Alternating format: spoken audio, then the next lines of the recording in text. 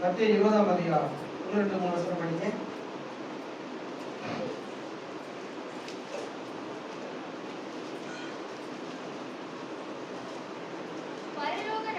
பரலோக ராஜ்யம் வீட்டு எஜமானாகிய ஒரு மனுஷனுக்கு ஒப்பாய் இருக்கிறது. அவன் தன் திராட்சை தோட்டத்துக்கு வேலையாட்களை அமர்த்த அதிகாலையிலே வேலையாட்களுடன் நாள் ஒன்றுக்கு ஒரு பணம் கூலி பேசி அவர்களை தன் திராட்சை தோட்டத்துக்கு அனுப்பினான்.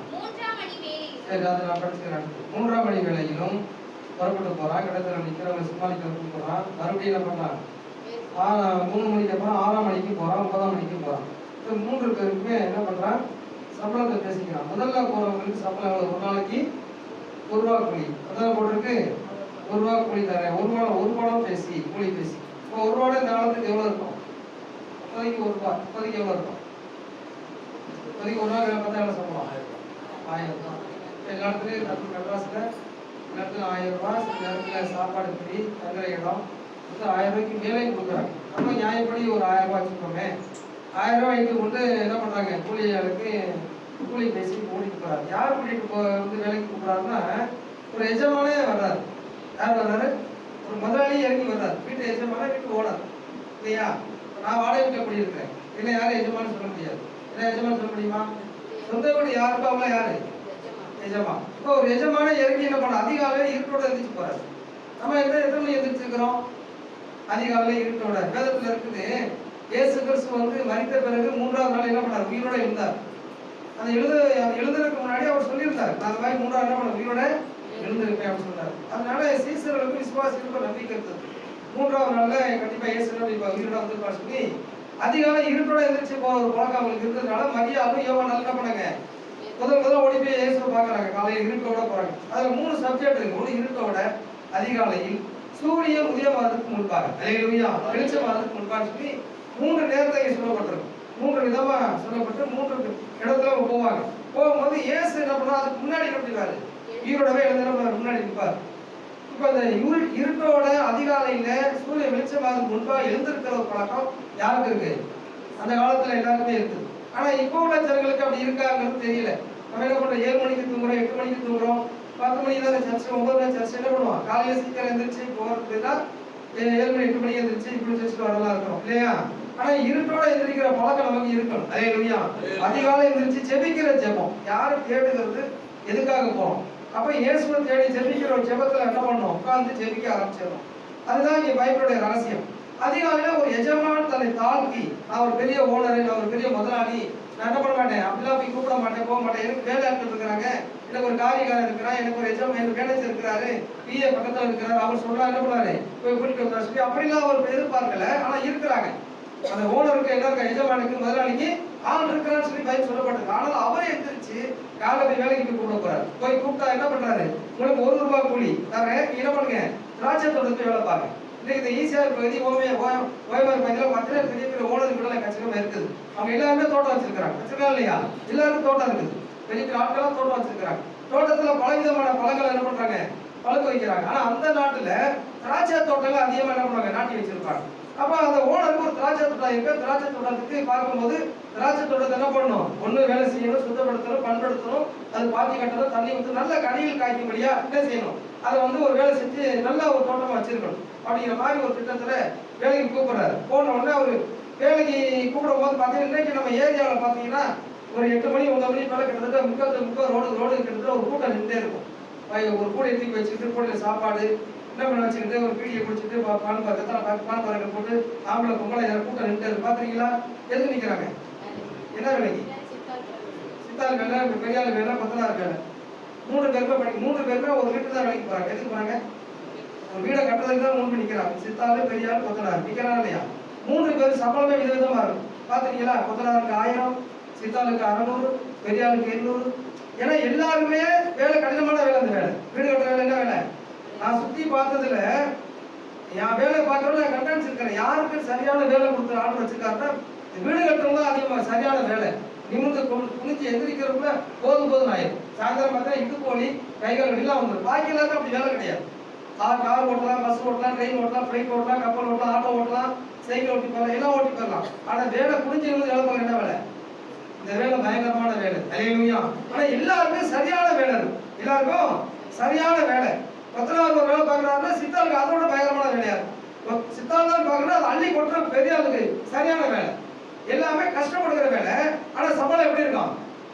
கொத்தனாருக்கு ஒரு ரேட்டு, சித்தாளுக்கு ஒரு ரேட்டு, அது என்னது பெரிய ஆளுக்கு ஒரு ரேட்டு. 3 விதமான ஒரு ரேட்டு கொடுக்குறது. ஆனா இங்க என்ன சொல்லப்பட்டிருக்குன்னா, இப்போ ஒரு 1 ரூபா கூலி பேசி கூட்டி வந்துட்டார். 11ஆம் மணி வேலையில சும்மா நிக்கிறவங்க போய் மறுபடியும் என்ன பண்றாரு? நீங்க ஏன் ரோட்ல சும்மா நிக்கிறீங்க? நீங்களும் போய் என்ன பண்ணுங்க, வேலைக்கு போங்க, நியாயமான கூலி உங்களுக்கு தரேங்கிறார்.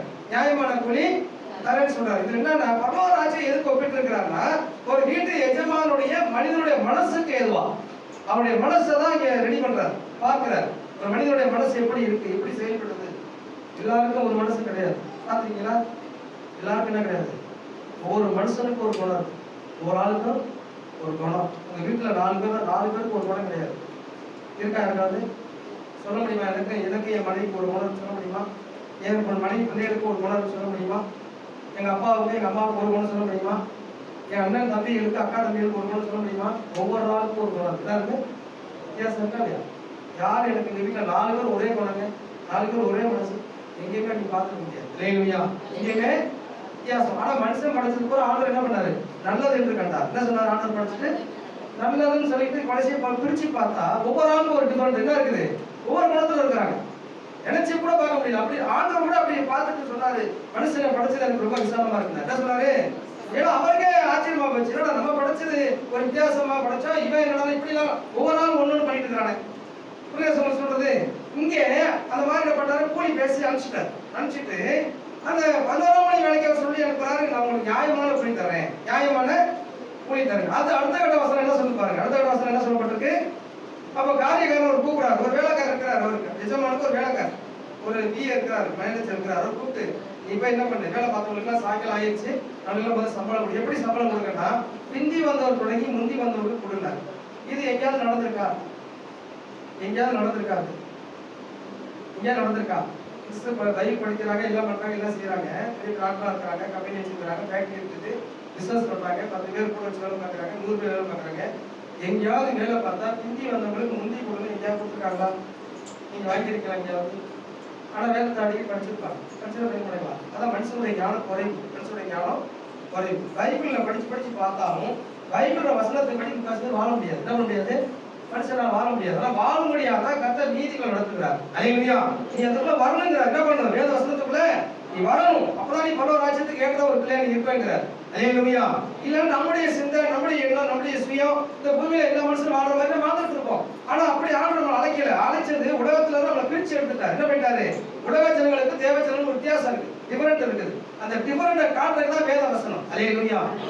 வேத வசனம் என்ன பண்ணும்? உலகத்துடைய ஜனங்களோட மத்தியில நம்ம வித்தியாசமா பிரிச்சு காட்டும். வேத வசனத்துக்கு நடந்தா இங்க கூட 50% கூட நடக்க முடியாது. ஆனா நடந்துக்கிறேன்னு சொல்லுவாங்க. இந்த கன்னியாகுமரி, தூத்துக்குடி, நாகர்கோவில் பக்கம் போனீங்கன்னா எதை பேசினாலும் நீ வேதத்தின் படி பேசணும் பாங்க. வேதத்தின் படி பேசணும், வசனத்தின் படி தான் நீ பேசணும், அப்படி இல்லைன்னா நீ பேசக்கூடாது பாங்க. ஆனா அவங்க அதுக்குள்ள கிடையவே கிடையாது. அல்லேலூயா. என்ன கிடையாது? சும்மா அப்படி வாயில அந்த நேரத்துல மனுஷனுக்கு பதில் கரெக்டா வரும். என்ன கேட்டாலும் அதுக்குள்ள பதில மனுஷன் ரெடி பண்ணி அதை ஆட்டோமேட்டிக்கா உருவாயிட்டு என்ன ஆயிட்டு இருக்கான்? ஏதாவது பதில சொல்லிட்டு போயிட்டே இருப்பான்.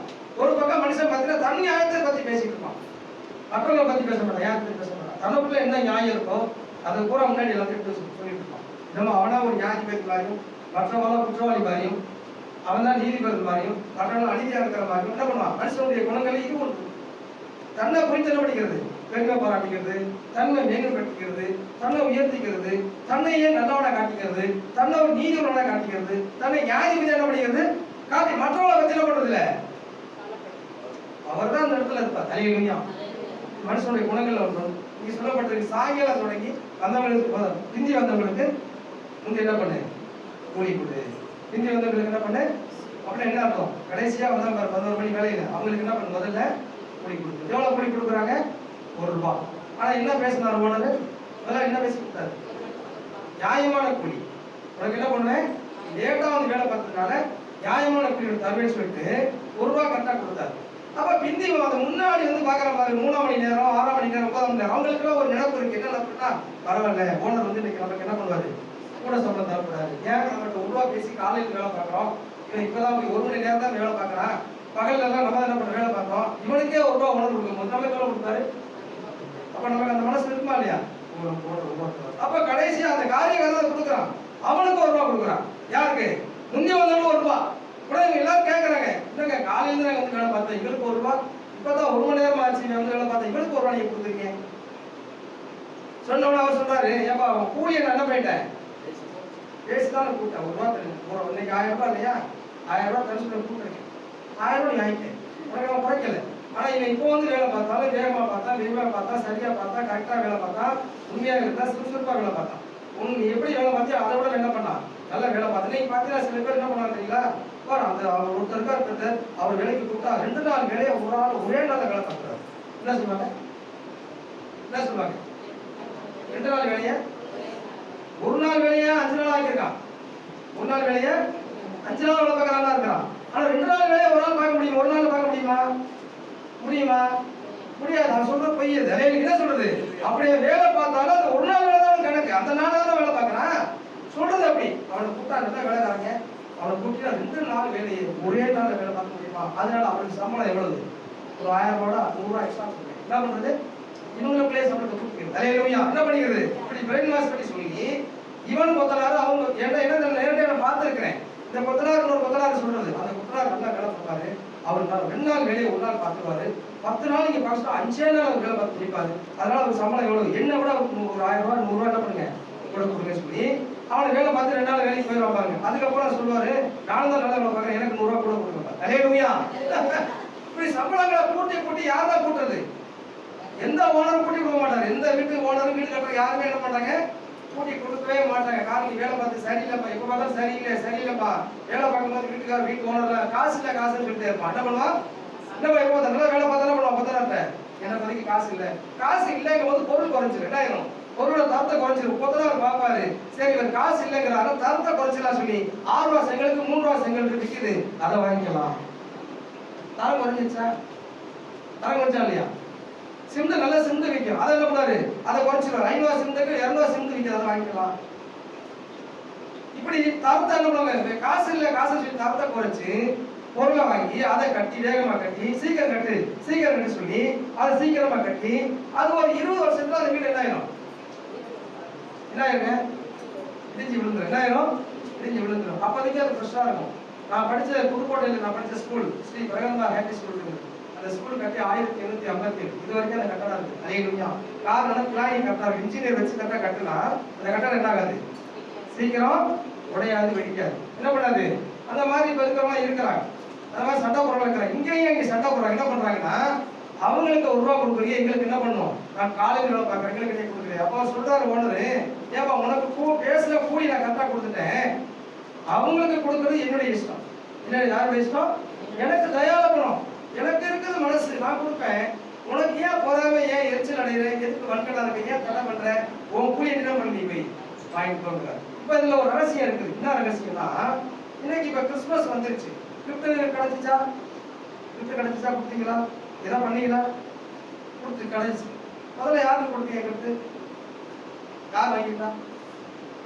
முதல்ல கிஃப்ட் யார் வாங்கிட்டா? புதுசா வந்தாங்களா? யாருக்கு கிஃப்ட் கொடுக்கணும்னு சொல்லுங்க வேணும். யாருக்கு கிஃப்ட் கொடுக்கும் போது வேலை சொல்லுங்க. கடைசியா வந்தவங்க. அல்லேலூயா. கடைசியா வந்தவங்க முதல்ல கொடுக்கணும். கடைசியா வந்தவங்களுக்கு தான் ரைட் சொல்றது. கடைசியா வந்தவங்களுக்கு முதல்ல, பிந்தி வந்தவங்களுக்கு முதல்ல என்ன பண்ண, சம்பளம் கொடு. பிந்தி வந்தவங்க யாரு? புதுசா ஒரு ஆத்மா. நம்மளாம் வருஷக்கணக்கில் வந்துருக்கோம். அல்லேலூயா. நம்ம என்ன பண்ணிருக்கிறோம்? வருஷக்கணக்கில் வரோம். முதல்ல யார் கிஃப்ட் வாங்கணும்? கிஃப்ட் யாருக்கு கொடுக்கணும்? புதுசா வரவங்களுக்கு. எப்படி கொடுக்கணும்? ஒரே ரேட், ஒரே விலை. என்ன செய்யணும்? நிறங்கள் மாறலாம், பொருள் மாறலாம், ஆனால் ரேட் எப்படி இருக்கணும்? 1 ரூபா தானே. இங்கே ஒரு ரேட்டு தான். 5 ரூபாய்க்கு சேவை வாங்கினா என்ன, எத்தனை சேவை வாங்கணும்? ஒரு 50 சேவை வாங்க வச்சுக்கோங்க. 50 சேவை எப்படி இருக்கணும்? ஒரே ரேட்டு தான் இல்லையா? ஒரு தட்டு வாங்கி கொடுக்குறோம், ஒரு தட்டு விலை வந்து 100 ரூபா. எல்லா தட்டும் எவ்வளோதான் இருக்கும்? 100 ரூபா. ஒரு பேடை வாங்கி கொடுத்தா எவ்வளோ கொடுக்கும்? 10 ரூபானா எல்லாருக்கும் 10 ரூபா. என் சிஸ்டர் ரொம்ப தெரிஞ்சவங்க, இவங்களுக்கு மட்டும் கூட கொடுக்கலாம். வயசான ஒரு அம்மா வருது, அந்த அம்மாவுக்கு மாத்திரம் ஒரு வாயில் சேலை ஒரு 70 ரூபாய்க்கு வாங்கி கொடுத்தா போதும். அதே என்ன பண்ணுவோம்? என்ன செய்யுது? தெரிஞ்சவங்களுக்கு என்னது சேலை 500 1000. கடைசியா வரவங்க அந்த வயசான அம்மா கிட்டது எவ்வளோக்கு? இதை என்ன சில பேர் பண்ணுவாங்க, நாங்க ஆளை பார்த்து கொடுப்போம். யாரை பார்த்து? சபைக்கு வரவங்க ஆளை பார்த்தா கொடுப்போம். என்ன பண்றது? ஆளை பார்த்தா கொடுப்போம். இப்போ வந்தா கிடைக்காது, இப்போ வரவங்களுக்கு அது கிடைக்காது. அவங்க மாச கணக்குல வருஷ கணக்குல வந்தாதான் அவங்களுக்கு என்னது கிஃப்ட் கொடுப்போம். என்னது அவங்க புதுசா வந்திருக்காங்க, கிடைக்காது கொடுக்க மாட்டோம். என்ன பண்ண மாட்டோம்? கிடைக்காது, பொருள் கிடையாது, வாங்க முடியாது. அப்ப என்ன பண்ணுவாங்க? சில பேர் என்ன செய்வாங்கன்னா, சிலருக்கு மாத்திரம் ஓப்பனா சொல்றானே, விதவைகளுக்கு மாத்திரம் கொடுப்போம் பிரதர். யாருக்கு மாத்திரம்? முதிர் வயதுக்கு மாத்திரம் கொடுப்போம். பாக்கியெல்லாம் எப்படியாப்பட்டவங்க? பாக்கியெல்லாம் யாரு? எல்லாருக்குமே கிஃப்ட். எல்லாருக்குமே உண்டு. ராஜோட வேலை பார்த்து அத்தனை பேருக்கும் கிஃப்ட் இருக்குது. எல்லாருக்கும் கொடுக்கணும், எல்லாருக்கும் ஒரு ரேட்டா இருக்கணும். ஹிந்தி வந்தவங்க முதல்ல ஹிந்தி வராங்க பாருங்க, கடைசியா வராங்க பாருங்க. முதல்ல கடைசியா வர கிறிஸ்துமஸ் மாத்திரம் வரவங்க இருக்கிறாங்க, ஜனவரிக்கு மாத்திரம் வரவங்க இருக்கிறாங்க. வருஷத்துல ஒரு நாளைக்கு வந்துட்டு போலாம். இன்னைக்கு இயேசுக்கு பிறப்பு நாள், இன்னைக்கு கடைசி வர புதிய வருஷம் சொல்லி புதுசா வர்றாங்க பாத்தீங்களா, அவங்கள தான் முதல்ல இன்வைட் பண்ணணும். அல்லேலூயா. அவங்களாம் வரவேற்கணும். என்ன பண்ணும்? அவங்களை முதல்ல வரவேற்று அவங்களுக்கு தான் கிஃப்ட் பொருளை கொடுக்கணும். என்ன பண்ணுவோம்? சாப்பாடு முதல்ல சபை முடிச்சு எல்லாத்துக்கும் விருந்து நடக்குது. யார் முதல்ல சாப்பிடணும்? இப்ப எப்படி நம்ம பண்ணிட்டு இருக்கிறோம்? நம்ம தான் முதல்ல சாப்பிடுறோம். அதே என்னது கிஃப்ட் கொடுத்தாலும் சிஸ்டர் என்ன பண்றோம்? முதல்ல யாருக்கு தான் விசுவாசம், யார் தான் வாங்கிட்டு போறது? முதல்ல சபையில விசுவாசியா 10 வருஷமா வர்ற 5 வருஷமா வர விசுவாசியா முதல்ல வாங்க. அதே என்ன முதல்ல புதுசா வந்தவங்க என்ன பண்ண மாட்டாங்க, நின்றுட்டு இருப்பாங்க. அவங்க அப்படி பார்த்துட்டு இருப்பாங்க. அவங்கள்ட்ட சொல்லிடுவோம், நீங்க இப்பதான் வந்திருக்கீங்க, உங்களுக்கு அடுத்த வருஷம் தான் உங்களுக்கு ரைட் சொல்லுது. அப்படி ரைட் சொல்லப்பட்டிருக்கு. அப்படி முதல்ல வந்தவங்க என்ன செய்யணும்? ஆத்துமா ரட்சிப்பு, ஆத்துமா ஆதாயம், ஆத்துமாவை சபைக்கு அனுப்புறது ஆண்டவர். அல்லேலூயா. ஆத்துமாவை கேட்சி பண்ணதா சபை. ஆத்துமாவை விட்டுறக்கூடாது. என்ன பண்ணாது? சபைக்கு ஒரு ஆத்துமாவை விட்டுறக்கூடாது. சபை கொண்டது யாரு? ஆண்டவர் தான். நம்ம என்ன சொன்னாலும் வரமாட்டாங்க. யாரும் வந்திருக்காங்களா? நான் பல லட்சம் பேர் விசுவாசா வச்சிருக்கிறேன், பல லட்சம் பேர் போனவங்க எனக்கு தெரியாது. ஆனா சபைக்கு கொண்டு ஆத்துமா கொண்டது யார் தான்? ஆண்டவர் தான் கொண்டு. நம்ம ஒரு கருவி, அவ்வளவுதான். வர்ற ஆத்துமாக்களை கரெக்ட் பண்ணி வச்சு என்ன பண்ணிடணும்? சரி பண்ணி வேலை சொல்ல உலக பொருளை கொண்டு உலக மனுஷன் என்ன பண்ண ஆதாயப்படுத்திக் கொள். அல்லேலூயா. எப்படி என்ன செய்யணும்னா சபையில எல்லாரும் சேரணும். அதான் பரவ ராஜ்யத்துக்கு உரியது. முதல்ல எனக்கு கிஃப்ட் கிடைக்கணும், முதல்ல நான் சாப்பிட்டுட்டு போகணும், முதல்ல எனக்கு தான் கிடைக்கணும். அதெல்லாம் வீட்டுக்கு வச்சுக்கணும். என்ன பண்ணிக்கணும்? வீட்டு உள்ள வச்சுக்கணும். சபைக்கு வந்துட்டா எல்லாருக்கும் பொதுவா எல்லா மனசு மாறி ஆண்டவர் நான் பல வருஷமா வந்துட்டு இருக்கேன், நான் உங்களுடைய பிள்ளை, எனக்கு பொருள் கிடைக்கலையோ புதுசா ஒரு ஆத்துமாக்கள் என்ன பண்ணணும்? பொருள் கொடுக்கணும், கிடைக்கணும்னு சொல்லி அவங்களுக்கு ஜெபம் பண்ணி அவங்கள வரவேற்கணும். அல்லேலூயா. அப்படி நீங்க வரவேற்று பாருங்களேன், அந்த ஆத்மா அந்த ஜனம் வருஷத்துல ஒரு முறை வருது, அது பரவாயில்லையே. இவங்க என்ன பண்றாங்க? நம்மள வரவேற்கிறாங்க, நமக்கு என்ன பண்றாங்க? ஒரு சந்தோஷம் உண்டாங்க, நமக்கு பொருள் கொடுக்குறாங்க. இனி இந்த வாரத்தில் வாரம் என்ன பண்ணும்? இந்த சபைக்கு அவங்க எல்லாம் அவங்களுக்கு விதைக்கப்படும். நாம வந்தவங்களை பூரா ஒண்ணுமே தெரியாம கண்டுக்காம விட்டுட்டு சிரிச்சு பார்த்துட்டு உங்களுக்கு ஜெர்மனி அடிச்சுட்டு நீங்க அப்புறம் பார்க்கலாம், அடுத்த வருஷம் பார்க்கலாம்னா எல்லாத்துக்கும் என்ன பண்ணாது. அவங்க சொல்றாங்க அந்த சபையில போனா அவங்க தான் பொருள் எடுத்துக்கிறாங்க. அது என்ன பண்ணுவாங்க? நமக்கு ஒண்ணுமே. ரெண்டாவது கிறிஸ்துமஸ் கூட்டங்களை சபை கூட்டத்துல கிஃப்ட் கொடுக்கும்போது கூட 10-20 பொருட்களை சேர்த்து வாங்கி வச்சுக்கணும். என்ன செஞ்சுக்கணும்? கரெக்டா வாங்கக்கூடாது. ஏன்னா ஆத்துமாக்கள் எதிர்பார்க்கணும். இந்திய ஆத்மா வருவாங்கன்னு சொன்ன நம்பிக்கை நமக்கு இருந்தா அவங்களுக்கு இந்த பொருள் கொடுக்கணும்னு சொல்லி நமக்கு அந்த சந்தோஷம் இருந்துச்சு வச்சுங்களேன், கண்டிப்பா ஆண்டவர் நம்முடைய மனசை பார்த்து அனுப்புவார். என்ன பண்ணாரு? ஆத்மா அனுப்புவார். இல்லைன்னா ஆத்மா தங்காது. என்ன ஆயிரும்? சாப்பாடு சில கிடைக்காம போயிடும். என்ன ஆயிரும்? சாப்பாடு புதுசா அவங்களுக்கு கிடைக்காது. ஆனா முந்தி எண்டி நம்மளே சாப்பிட்டு என்ன பண்ணிட்டு சில வீட்டுக்கு வாங்கிட்டு வருவோம். அல்லேலூயா. போன வாரம் அப்படிதான் கிறிஸ்துமஸ் அன்னைக்கு ஒரு கூட்டத்துல பேசிட்டு இருக்கிறேன். பாஸ்டர் சொல்றாரு, எல்லாரும் உட்கார்ந்து சாப்பிட்டு போங்க, வீட்டுக்காரர் எடுத்துட்டு போகாதீங்க. பிரியாணி அன்னைக்கு அல்லேலூயா என்ன நடக்குது? பிரியாணி. அதை பிரியாணி போட்டது இல்லை, அன்னைக்குதான் பிரியாணி போடுறாரு. கிறிஸ்துமஸ் அன்னைக்கு சரியான நல்ல சாப்பாடு, நல்லா இருக்குது, நல்ல டேஸ்ட், நல்ல பாசல், சரியான சாப்பாடு, நல்லா சாப்பிட்டு போங்க, வீட்டுக்கு மாத்திரம் எடுத்து பாத்தீங்கட்டாரு. அதுல ஒரு கேட்கவே என்ன பண்ணல, எங்களுக்கு வீட்டுக்கு வேணும், வீட்டுக்கு தள்ளிட்டு போறாங்க. அல்லேலூயா. வர்றவங்களை கவனிக்கணும். வர்றவங்கள வேதத்துல அதை சொல்றாங்க. ஹிந்தி வந்தவங்களுக்கு என்ன பண்ணணும்? முந்தி சம்பளம் கொடுக்கும், எல்லாத்துக்கும் 1 ரூபா, எல்லாத்துக்கும் கூலி 1 ரூபா, எல்லாத்துக்கும் பொருள் கொடுக்கும். வந்தவங்க சின்ன பிள்ளைங்க பெரியவங்க யாரா இருந்தாலும் சரி அவங்களுக்கு என்ன பண்ணு? கிஃப்ட முதல்ல கொடு. அல்லேலூயா. வேதத்துடைய ரகசியம் அதான் சொல்ல மாட்டாங்க. அல்லேலூயா. இதை நம்ம செய்ய கற்றுக்கணும். ஒரு சின்ன ஒரு பொருள் கொடுத்தாலும் எல்லாத்துக்கும் கிடைக்கும், எல்லாருக்கும் அது கிடைக்கும், எல்லாருக்கும் சந்தோஷம் உண்டாகும். ஏன்னா வேலை சொல்றது பூமியில மிகுந்த ஒரு சந்தோஷம் உண்டாந்துச்சு. இயேசு உலகத்தில் வந்திருக்கிறார். புதுசா வரவங்களோட உலகத்தில் இயேசு பிறந்தார் இல்லையா? அவர் பிறந்த உடனே அவங்களுக்கு நம்ம சந்தோஷமா ஒரு காரியத்தை செஞ்சு பாருங்க. அவங்க என்ன பண்ணுவாங்க, சபைக்குள்ள வந்துருவாங்க. என்ன பண்ணிடுவாங்க, வர ஆரம்பிச்சுவாங்க, தானா வர ஆரம்பிச்சுவாங்க. அதுக்கப்புறம் சபையில் என்ன ஆயிடும், அந்த ஜனங்க தங்க ஆரம்பிச்சுவாங்க. பல ராஜ்யத்துடைய கிளைகளாக மாறிவாங்க. இப்படி ஒரு பெரிய ஆத்துமாட்ட ரட்சிப்பை கொண்டு வரதுக்கு இந்த கடைசி நாட்கள்ல கர்த்தர் ஒரு பெரிய அற்புதங்களை செய்வார். அல்லேலூயா, அல்லேலூயா. பொருளை பத்திலாம் கவலையே கிடையாது. பொருளை நம்ம வந்து இப்படி நம்ம நினைச்சு ஜெபிக்கும் போது தானாகவே பொருள் கிடைச்சிடும். ரெண்டாவது, பொருள்களை நம்மளே வாங்குறதுக்கு முயற்சி பண்ணணும். என்ன செய்யணும், நம்ம மற்றவங்களுக்கு வாங்கி கொடுக்கணுங்கிற அந்த எண்ணம் நமக்குள்ள வரும்பொழுதுதான் கர்த்தர் ஆசீர்வதிப்பார். அல்லேலூயா. நம்ம வாங்கணுங்கிற எண்ணத்துல இருந்தா கர்த்தருடைய ஆசீர்வாதம் குறைவா இருக்கும். நம்ம கொடுக்கணுங்கிற ஒரு எண்ணம் இருந்தா கர்த்தர் கொடுக்கறதுக்காக கர்த்தர் ஒரு பங்கு தருவார். அல்லேலூயா, அல்லேலூயா. அப்படிதான் செய்யணும். அதான் வந்து சபை பரலோக ராஜ்யத்துக்கு ஏற்ற சபையா இருக்குன்னு வேதம் சொல்லுது. மனசெல்லாம் பரலோக ராஜ்யத்துக்கு நேரா திருப்பப்படணும். நம்முடைய சுயமா நமக்கு என்ன கிடைக்கும், நமக்கு என்ன சாப்பிடும், நமக்கு தான் முதல்ல கிடைக்கணும் சொல்லி என்ன பண்ண, நம்மளுடைய மனசெல்லாம் ஒதுக்கி வச்சுட்டு வர்றவங்களுக்கு என்ன செய்யணும், எல்லாம் கொடுக்கணும்னு சொல்லி அந்த மாதிரி நினைச்சு பாருங்க. சபையில ஆத்துமாக்கள் நிரம்பி வழியும். அல்லேலூயா. உண்மை அதுதான். நீங்க அப்படி அந்த மனசு இருந்தாவே போதும், ஆத்மா தானா வந்துடும். ஆத்மா கேஸ் பண்ணி பிடிச்சு சொல்லுது. அடுத்தபடியா அதுக்கப்புறம் நீ கீழே உள்ள பாருங்க, ஹிந்தி வந்து ஒரு இவர்கள் பல மணி நேரத்தில் வேலை செய்தார்கள். பகல் கஷ்டத்தையும் வெயிலோட உஷ்ணத்தையும் சகித்து எங்களுக்கு இதில் சமமாக்கினீர் என்று முறுமுறுத்தாரு சொல்லப்பட்டது. அவங்க எல்லாம் முறுமுறுக்கிறாங்க அந்த ரூபா கொடுத்த உடனே. நம்மளும் என்ன பண்ணுவோம், வேலை பார்க்கறவங்களுக்கு என்ன சம்பளம் கொடுப்போம், ஒரு பகல்ல ஒரு 11 மணிக்கு வேலைக்கு கூப்பிட்டா நம்ம என்ன பண்ணுவோம், எவ்வளவு சம்பளம் கொடுப்போம். இப்போ காலைல வந்து ₹1 சம்பளம், 11 மணிக்கு வந்தா அவருக்கு எவ்வளவு சம்பளம் கொடுப்போம், எவ்வளவு கொடுப்போம். என்ன செய்ய வந்திருக்கீங்களா, ₹1000 ஏப்பா நீ லேட்டா வந்திருக்கிற, உனக்கு ஒரு ₹5 தரேன். எவ்வளவு, ₹5 தரேன், ₹50 தரேன். இதான் நம்ம சொல்லி இப்படிதான் எல்லாரும் கூப்பிட்டுருக்காங்க. யாருமே நீ லேட்டா வந்து உனக்கு ₹1000 தரேன், காலையில வேலை பார்க்குறாங்க, அவங்க சம்பளத்தை அவங்களுக்கு என்ன பண்றேன் சரியா யாருமே வேலை கொடுத்துருக்காங்க. அப்படி நம்மளே இப்படி கொடுத்துருக்க மாட்டோம். அல்லேலூயா. நம்ம என்ன செய்ய மாட்டோம், அந்த மனசு நமக்கு வரவே வராது. ஆனா வேதத்தை படிச்சிருப்போம், சபைக்கு வருவோம், துதிப்போம், ஆராதிப்போம். யாருக்கும் இந்த மனசு இருக்காது. வேதம் சொல்லுது, நீ பரலோக ராஜ்யத்துக்கு ஏற்ற மனசு உனக்கு வரணும் அப்படின்னா எல்லாத்தையும் என்ன பண்ணு, சரி சமமா நினைச்சு. அல்லேலூயா, அல்லேலூயா. வந்திருக்க எல்லாருக்கும் ஆண்டவர் அபிஷேகத்தை கொடுக்குறாரு இல்லையா.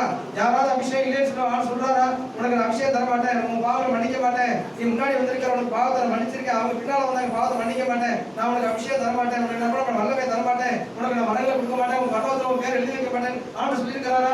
சபைக்கு அத்தனை பேருக்கு பரவத்தில் பேர் எழுதப்பட்டது. அல்லேலூயா, இல்லையா.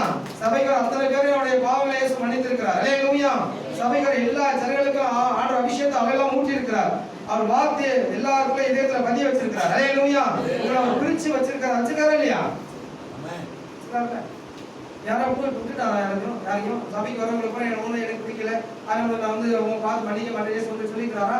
உனக்கு ஒண்ணு எனக்கு பிடிக்கல, உனக்கு அபிஷேகம் தர மாட்டேன் சொல்லிக்கிறாரா, ஆண்டவரே சொல்லிக்கிறாரா. கிடையாது. நீ லேட்டா வந்திருக்கிற தரமா சொல்லிக்கிறாரா, அப்படிலாம் கிடையாது. எல்லாருக்கும் ஒரே காரியத்தை செய்யறதா ஆண்டவர். அல்லேலூயா. அப்ப எனக்குள்ள இருக்கிற அன்புதான் இயேசுடைய அன்புதான் உங்களுக்குள்ள இருக்குது. இயேசுடைய அன்பு. ஒருவேளை எனக்கு அதிகமான அன்பு இருக்கு, உங்களுக்கு குறைவான அன்பு இருக்கு, எங்க இருக்க பைபிள் இருக்கா அப்படி யாரும் சொல்லிக்கிறார். பெரிய பெரிய ஆட்களுக்கெல்லாம் நான் நல்லா அதிகமான அன்பு வச்சிருக்கிறேன், உங்களுக்கு நான் ஒரு சிறிய அன்பு வச்சிருக்கிறேன், ஏழைக்கு கொஞ்சமான அன்பு, பணக்காரங்களுக்கு பெரிய அன்புன்னு சொல்லி வச்சிருக்கிறேன். 10,000 பேர் வர்றாங்க, 1,00,000 பேர் வர சபை நடத்துற பாஸ்டருக்கு பெரிய ஒரு அன்பு இருக்குது, சாதாரண சபை நடத்துற ஒரு பாஸ்டருக்கு கொஞ்சம் அன்பு வச்சிருக்கேன் எங்க சொல்லிக்கிறாரா. அவருடைய அன்பு நேற்று நின்று மாறாது. அல்லேலூயா. அந்த அன்பு குறைவு கிடையாது. எல்லாருக்குமே அன்பு இருக்குது, எல்லாருக்கும் அபிஷேகம் இருக்குது. எல்லாருடைய ஜனங்களுடைய பாவங்களை இயேசு மன்னித்திருக்கிறார். அல்லேலூயா, அல்லேலூயா. அதுதான் இயேசு பிறந்ததா சொல்லப்பட்டது. சகல மனித பாவங்களையும் மன்னிப்பவர் இயேசு பிறந்ததா சொல்லப்பட்டது. அதனால எல்லாருக்கிட்ட நம்ம அன்பு செலுத்தணும். எல்லாருக்கிட்ட என்ன பண்ணும், சபையில இருக்கிற எல்லாருக்கும் அன்பு செலுத்தணும். அவங்க எனக்கு பிடிக்காதவங்க எனக்கு பிடிக்காது, அவங்க அப்படி இப்படி சொல்லக்கூடாது. செய்யறாங்க செய்யல, எல்லாருக்கும் உங்களுடைய அன்பு எப்படி இருக்கணும், உண்மையா இருக்கணும். உங்களுடைய அன்பு மாயமற்றதா இருப்பதாக. ஏதோ ஒரு பொருளுக்காக ஏதோ காரியத்துக்கு அன்பு செலுத்திட்டு விட்டு போற சொந்த பந்தம் மாதிரி கிடையாது. அல்லேலூயா. எங்களுடைய சொந்த பந்தங்கள்லாம் பாருங்க, சொத்துக்காக கூட இருந்தாங்க, சொத்தை பிரிச்சு எடுத்துட்டு போயிட்டாங்க, எங்க கூட அவங்க அன்பு செலுத்தவே கிடையாது. சொத்து பத்து பணகாசுக்காக பழக அன்பெல்லாம் மாயமுள்ள அன்பு, மாயமற்ற அன்பு எப்போதும் இருக்குது. அல்லேலூயா. அந்த அன்பு மாறாது. அந்த மாதிரி ஒரு அன்பா இருக்குன்னு சொல்லி தான் ஆண்டவர் சொல்லப்பட்டது. எல்லாரும் என்ன பண்றேன் சரிசமம் நினைக்க சொல்றாரு. அடுத்த கட்டத்துல பார்ப்போம். பரலோராட்சியம் 10 கன்னியாஸ்திரிக்கு ஒப்பா இருக்கு. 10:25 1-3 படிங்க, சீக்கிரம் முடிச்சிடும்.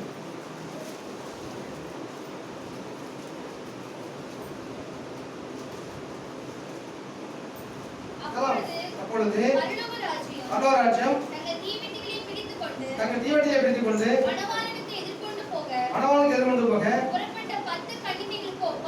10 கன்னிகளுக்கு ஒப்பா இருக்கிறது.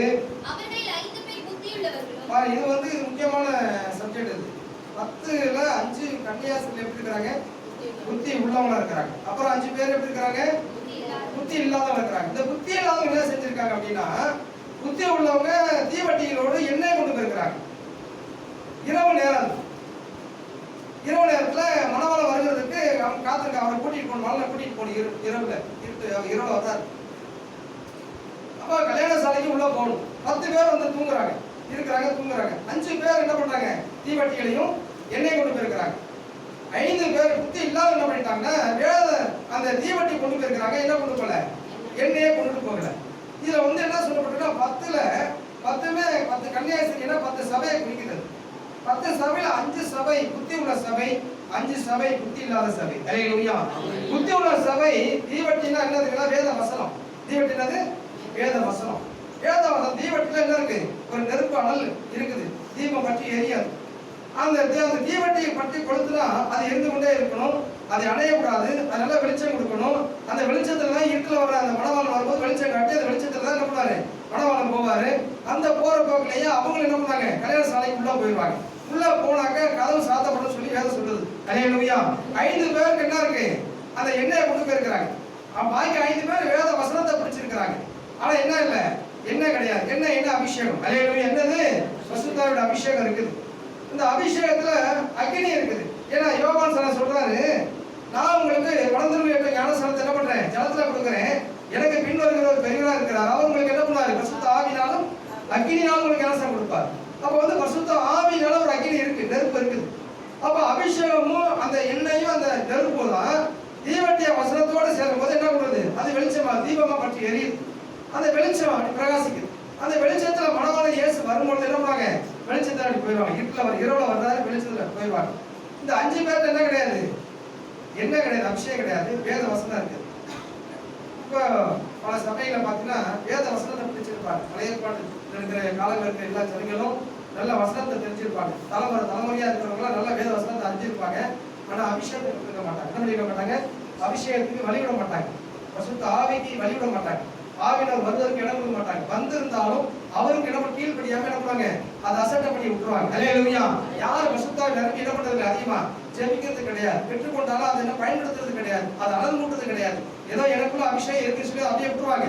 அதெல்லாம் வந்து அப்படின்னா அது பற்றி எரியாத ஒரு திட்டத்துல போயிடும். இந்த 5 சபையில உள்ளவங்க என்ன பண்ணிருக்காங்க? வேத வசனங்களோடு அபிஷேகம் சேர்ந்து இருக்குது. அல்லேலூயா. இப்ப வேத வசனமும் பரிசுத்தாவியும் ஒண்ணா இருக்கும்போது தான் நமக்குள்ள ஒரு அனல் பற்றி எரியுது. அல்லேலூயா. ஒரு வெளிச்சம் நமக்குள்ள பற்றி எரியுது. அப்ப மணவாளன் இயேசு வரும்போது நம்ம வெளிச்சத்தை அவர் பார்க்கிறார். நமக்குள்ள என்ன இருக்கணும்? வெளிச்சம். எப்படி இருக்கும் வெளிச்சம்? வேத வசனமும் அபிஷேகம். அல்லேலூயா.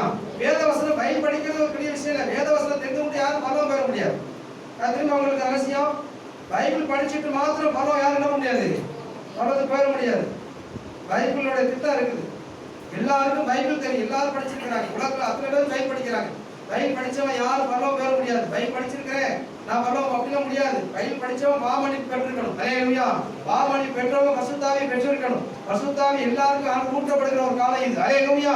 புதிய ஏற்பாட்டில் இயேசு வந்தது நோக்கம் ஒரு மனிதனுடைய பாவங்களை மன்னித்து பரிசுத்தாவியை பெற்றுக் கொடுக்க தான் இயேசு வந்தார். அந்த பரிசுத்தாவியை எல்லாரும் பெற்றுக்கொள்ளணும். அந்த பரிசுத்தாவி உங்களுக்குள்ள குழந்தை எரியணும். பரிசுத்தாவியை இடம் கொடுக்கணும். பரிசுத்தாவியை நீ கீழ்ப்படியணும் அப்படின்னா சபையில தான் அது நடக்குது. அல்லேலூயா. அல்லேலூயா. பாத்தீங்கன்னா அப்போஸ்தலர் 2ஆம் அதிகாரம் 1-2 சொல்லப்பட்டு ஒரு மனம் கூடி ஒரு இடத்துல தங்கி இருக்கும் போது அவங்க ஒரு மனமா ஜெபிக்கும் போது தான் வானம் திறக்கப்பட்டு பரிசுத்தாவி என்ன பண்றாரு? உட்கார்ந்து இடங்களை வந்து நிரப்பப்படுதுன்னா அப்ப என்ன அர்த்தம்? சபை உள்ள நீ ஒருமனப்பட்டு ஜெபிக்கும் போது தான் உன் சபைக்காக ஜனங்களுக்காக ஒருமனத்துக்காக ஜெபத்தை கேட்டு கர்த்தர் வானத்தை திறக்கிறார். அல்லேலூயா. வானத்தை திறந்து நம்ம உட்கார்ந்து இருக்க இடம் சபையை நோக்கி அந்த காற்று வந்து அந்த இடத்தை பூரா அது நிரப்புது. அப்ப என்னன்னா சபை உள்ள ஆவியானவர் அசைவாடுகிற ஒரு இடமா இருக்குது. அல்லேலூயா. இங்க மாத்திரம் கிடையாது, எல்லா இடங்களையும் சபை உள்ள எல்லா இடத்துலயும் ஆவியானவர் அசைவாடுகிறார். அந்த சபை உள்ள உட்கார்ந்து ஜெபிக்கிற ஒருமனமா இருந்து ஜெபிக்கிற எல்லாருடைய சரீரத்துக்குள்ளும் பரிசுத்தாவி என்ன பண்றாரு? வந்து அமர்கிறார். அது வந்து ஆவின் வரங்களை கொடுக்கப்படுது. அவங்க என்ன பண்றாங்க? தங்களுக்கு தந்தார்களபடி அந்த வரத்தின்படி என்ன பண்றாங்க? அந்நிய மொழி அந்நிய பாஷை வரங்களுடைய உணவு மாறி பேச ஆரம்பிக்கிறாங்க. அல்லேலூயா. அல்லேலூயா. இதெல்லாம் புதிய ஏற்பாடுல நடக்கிற ஒரு சம்பவம். இது வரைக்கும் நடந்திருக்கிற சம்பவம். அப்ப பரிசுத்தாவியை வந்திருக்கிற ஜனங்க பெற்றுக்கொள்ளணும். பரிசுத்தாவியை பெற்றவங்க பரிசுத்த ஆவியினால ஜெபம் பண்ணி பாடி ஆராதனை பண்ணி துதிக்க கற்றுக்கொள்ளணும். அல்லேலூயா. உங்களுக்கு ஒரு அனல் இருக்கணும். வேத வசனங்களை கை கொண்டு நடக்கணும். வேத வசனம் இதயத்துல அது 100 மடங்கு பலன் கொடுக்கணும். அல்லேலூயா. நல்ல நிலத்தில் இருந்த விதயத்துல பலன் கொடுக்கும். அது 1, 30, 60, 100 என்ன பண்ணுவான்? பலன் கொடுக்கும். உங்களுடைய நல்ல இதயமாகிய அந்த உள்ளத்துல வேதவசனம் வந்து விதைக்கப்படும் பொழுது அது 100 மடங்கு பலன் கொடுக்கதா தக்கதா பலன் அடையும். அல்லேலூயா. இந்த வேத வசனத்தையும் ஆவியான அந்த அபிஷேகத்தையும் கர்த்தர் பார்த்து கொண்டிருக்கிறார். என்ன பண்றாரு? அதுதான் புத்தி உள்ள சபை என்று சொல்லப்பட்டிருக்கு. புத்தி இல்லாதவங்க என்ன பண்றாங்க?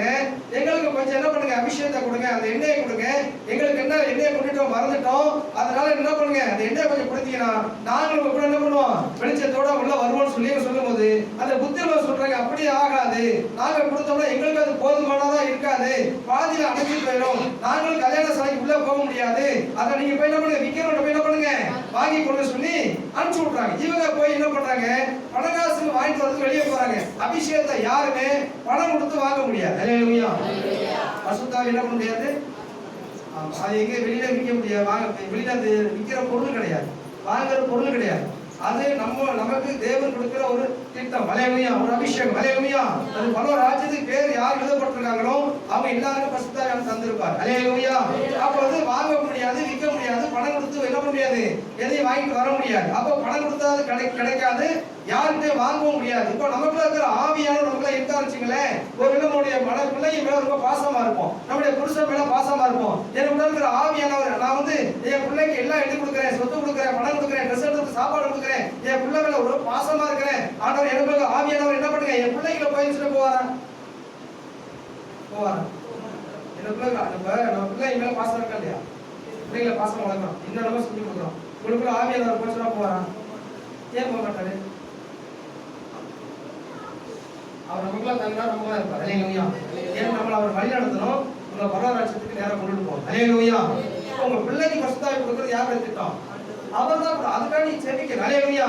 ஒரு புருஷன் மேல ரொம்ப பாசம் இருக்குன்னு வச்சுங்களேன், ஆண்டவரே என்ன பண்ணுங்க, என் புருஷன் மேல ரொம்ப பாசமா இருக்கேன், என்ன கொடுக்குற ஆவியானவர் என் புருஷன் மேல போங்க, அவனை போயிடுவாரா? போக மாட்டாரா? போக மாட்டார். உங்க வீட்டுக்காருக்கு மனம் இருந்தாதான் ஆண்டவர். அல்லேலூயா. அவர் மனம் கொடுக்க கிருபை இருந்தாதான் அங்கே அபிஷேகம். அல்லேலூயா. உள்ளத்தை பார்த்து அபிஷேகம். தாவீது அபிஷேகம் பண்ணும்போது சாமுவேல் என்ன பண்ணாரு, இவனான்னு கேட்டாரு. இவன் இல்ல கடைசியா வந்தா யாரு? தாவீது வந்தான். இவன் தான். அவர் சொன்னாரு, நீ மனுஷனுடைய முகத்தை பார்க்கிறேன், நான் மனுஷனுடைய உள்ளத்தை பார்க்கிறேன். அல்லேலூயா. மனுஷனுடைய உள்ளத்தை பார்த்து தான் அபிஷேகம். உங்களுடைய மனசை பார்த்து அவர் அபிஷேகம் பண்ணுகிறார். அல்லேலூயா. ஆண்டவர் பிடிச்சிருக்க மனசு. முன்னாடி எப்படி இருந்தீங்களோ தெரியாது, சபைக்கு வந்தப்பறம் மனசு மாறி போயிடுச்சு. அல்லேலூயா. அதனால ஆண்டவர் மனசை பார்த்து தான் உங்களை அபிஷேகம் பண்ணுகிறார். உங்க பிள்ளையா இருந்தாலும் உங்க வீட்டுக்காரா இருந்தாலும் யாரா இருந்தாலும் ஆண்டவருடைய மனசு அவருக்குள்ள இருக்கணும். அல்லேலூயா. அவருக்கு ஏற்ற மனசு அவங்களுக்கு இருந்தாதான் அபிஷேகத்தை அவர் கொடுப்பார். இல்லைன்னா அபிஷேகம் கிடைக்காது. என்ன கிடையாது, நான் பிரச்சனையே வரமாட்டாங்க. கர்த்தர் ஒரு மனுஷன் நினைக்கணும், அவருடைய கண்கள் ஒரு மனுஷனை விழுகணும். வேத சொல்ல நோவாவுடைய கண்கள்ல மோச ஜனங்களுக்கும் தேவனுடைய கண்கள் கிருபை கிடைச்சது. கிருபை கிடைச்சாதான் அபிஷேகம். அல்லேலூயா. அல்லேலூயா. அதனால அபிஷேகத்தை யார் என்ன முடியாது, கொடுக்க முடியாது, எங்கேயுமே வாங்க முடியாது. சபைக்குள்ளேயே நீங்க பணத்தை கொடுத்தாலும் கிடைக்காது. அல்லேலூயா. ஆண்டவர் தான் உங்களுக்கு மனம் இறங்கி மன உருக்கத்தோடு அவர் கிருபையினால அவர் இரக்கத்தினால அபிஷேகம் பண்ணுவார். அல்லேலூயா. அல்லேலூயா. அதனால உங்களுக்கு அபிஷேகம் உங்களுக்கு தான் இருக்கும். உங்களுக்குள்ள இருக்கிற ஆவியானவர் உங்களுக்கு தான் இருப்பார். ஏன்னா உங்களை அவர் வழிநடத்தவும், உங்களுக்கு அவர் உதவி செய்யவும், பல ராஜ்யத்துக்கு உங்களை நேரம் திருப்பி நடத்தவும், பரலோகத்தில் இருக்கிற பொக்கிஷங்களை பெற்றுக்கொள்ளவும், ஆசீர்வாதத்தை பெற்றுக்கொள்ளவும் தான் உங்களுக்கு ஆவியானவர் கூட இருக்கிறார். அல்லேலூயா. அல்லேலூயா. அந்த ஆவியானவர் வேத வசனங்கள் உங்களுக்கு எப்படி இருக்கணும், கொழுந்து விட்டு இருக்கணும், எரியணும். அது ஒரு அனலா இருக்கணும், நெருப்பா இருக்கணும், தீபமா பற்றி இருக்கணும், ஒரு வெளிச்சம் இருக்கணும். அந்த வெளிச்சத்தை பார்த்து இயேசு வரும்பொழுதுதான் அந்த வெளிச்சத்தோட உங்களை பரலோகத்துக்கு கூட்டி போவார். அல்லேலூயா. நம்ம சில பேர் பார்த்தீங்கன்னா ஆவியை பெற்றிருக்க மாட்டாங்க, அபிஷேகத்தை பெற்றிருக்க மாட்டாங்க. அது பல சபைகள் இருக்கு. அந்த புத்தி உள்ள சபை, புத்தி இல்லாத சபை. புத்தி இல்லாத சபையில வேத வசனத்தை பிடிச்சிட்டு இருக்கோம், அபிஷேகமே இருக்காது. என்ன இருக்காது, அபிஷேகம் கேட்கவும் மாட்டாங்க. அது இல்லை பசுத்தாய் உண்டு என்று கேள்விப்படவே இல்லைன்னு சொல்லுவாங்க. ஆமா, அதனால பசுத்தாய் பெற்ற நீங்க புத்தி உள்ளவங்கள நடந்துக்கணும். அல்லேலூயா. அபிஷேகம் வந்து நிறைய வழியை பேச சொல்லுது. பால் எப்படி கொதிக்கும் பொழுது அப்படி பொங்கி வழியும், அது போல நமக்கு இருக்கிற அந்த அபிஷேகம் பொங்கி வழியும். அல்லேலூயா. அப்படி வழியும் போது சபைக்குள்ள இருக்கிற பக்கத்துல கூட என்ன பண்ணலாம், பற்றி எரியலாம். அல்லேலூயா. உங்க வெளிச்சத்தை இயேசு கிறிஸ்து பார்த்து கொண்டிருக்கிறார். மணவாளன் இயேசு சீக்கிரமா என்ன பண்ண போறாரு, வரப்போறார். அல்லேலூயா. அவர் சத்தம் கேட்டுக்கொண்டே இருக்குது. கேக்குதா இல்லையா சத்தம்? இயேசு வரப்போற சத்தம் பூமியில கேட்குது. ஏன்னா அவங்க நடக்கிற சம்பவம் எல்லாம் ஒரு சத்தமா நமக்கு இருக்குது. இயேசுவோட சத்தம் இருக்குது. இயேசு வரப்போறாருங்கிற சத்தம் நமக்கு எல்லாம் கேட்குது, கேட்டுக்கொண்டே இருக்குது. அதனால நம்ம என்ன பண்ணணும்? தூங்குறவங்களா இருந்தாலும் விழித்திருக்கிறவங்களா இருக்கணும். அல்லேலூயா. ஏன்னா சொல்லப்பட்டிருக்கு, இரவுல அவங்க தூங்கிட்டாங்கன்னு சொல்லப்பட்டிருக்கு. 10 பேர் தூங்குறாங்க. இயேசு வருகிறார், மணவாளன் வருகிற சத்தம் கேட்ட உடனே திடீரென்று 10 பேர் எந்திரிச்சாங்க. 10 பேர்ல 5 பேர் எப்படி இருந்தாங்க? உஷாரா இருந்தாங்க, ஜாக்கிரதையா இருந்தாங்க. எண்ணெயை கொண்டு வந்தாங்க, அபிஷேகம் இருந்தது, வேதவசனம் இருந்தது, பற்றி தீப்பற்றி எரிந்தது. அந்த வெளிச்சத்துல இயேசு என்ன பண்ணாரு? உள்ள போயிட்டார். மணவாளன் என்ன பண்ணாரு? கல்யாண விருந்துசாலைக்கு உள்ள போனதுக்கு அப்புறம் அந்த கல்யாண சாலை மூடப்பட்டது. அந்த 5 பேர் போய் தேடி திரிஞ்சு வாங்கிட்டு வரதுக்குள்ள கதவு சாத்தப்பட்டவங்க என்ன பண்றாங்க? தட்டி கூப்பிடுறாங்க. இயேசு சொல்றார், நான் உன்னை அறியேன். அல்லேலூயா. உன்னை எனக்கு என்ன பண்ணாது? தெரியாது. சில பேர் சபைக்கு வராம வெளியே சுத்திட்டு இருப்பாங்க. நல்ல வேதவசனம் படிப்பாங்க, நல்ல சபைக்கு சில பேர் வருவாங்க, சில பேர் வர மாட்டாங்க. அபிஷேகத்தை தர நேரத்துல வெளியே சுத்திட்டு இருப்பாங்க. என்ன பண்ணுவாங்க? வெளியே சுத்திட்டு இருப்பாங்க, போயிட்டு இருப்பாங்க. ஆண்டவர் வரது உங்களுக்கு தெரியாது. அல்லேலூயா. அப்படியே வெளியே சுத்துறவங்களா சொல்லப்பட்ட 5 பேர் வெளியே போயிட்டாங்க. என்ன பண்ணிட்டாங்க? வெளியே போயிட்டான்னு சொல்லப்பட்ட. இயேசு வரும்போது சபையை விட்டு வெளியே போயிட்டாங்க. இப்ப சபைக்கு உள்ள நம்ம காத்திருக்கோம். அல்லேலூயா. சபைக்கு வெளியே போறவங்களுக்கு என்ன கிடையாது? என்ன கிடையாது? இயேசு வருகையில பரலோகத்துக்கு போறதுக்கு வாய்ப்பு கிடையாது. அல்லேலூயா. என்ன கிடையாது? வாய்ப்பு இல்லை. இயேசு வர்றதுக்கு முன்னாடி உங்களை அவர் டெஸ்ட் பண்ணுவார். உங்களுக்கு அபிஷேகம் இருக்கா? அது பொழுது எரியுதா? உங்க வேத வசனம் இருக்குதா? இவங்க உலகத்தோடு பிரிச்சிருக்கிறாங்களா? உங்களோட ராஜ்யத்துக்கு அவங்க ஏற்றதா என்ன இருக்காங்க? மாறி இருக்கிறாங்க சொல்லி உங்களை என்ன பண்ணிட்டு இருப்பாரு? பார்த்து கொண்டே இருப்பார். அல்லேலூயா. அல்லேலூயா. சபைக்கு வர்றவங்க பசுத்தாவின் நிரம்பி என்ன பண்ணணும்? ஜெபிக்க பாடத்துக்கு கற்றுக்கொள்ளணும்.